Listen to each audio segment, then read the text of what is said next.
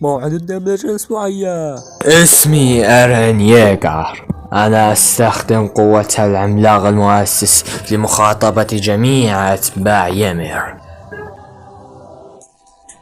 لقد أسقطت جميع جدران جزيرة باراداي وجميع العمالقة التي كانت بداخلها قد هدفي هو باشرت حماية بالمسير. مسقط رأسي، حماية جزيرة باراداي وجميع ساكنيها. لكن العالم يريد هلاك جزيرة باراداي وشعبها. مقتهم لم يتوقف على ساكني الجزيرة حسب، بل إنهم لم يتوقفوا حتى يقتلوا كل أتباع يمير. ولكني أرفض هذا رفضا قاطعا. عمالقة الجدران ستدك كل شبر في الأرض الواقعة خارج هذه الجزيرة، وستبيد كل أشكال الحياة تحت أقدامها المتزلزلة. اشترك.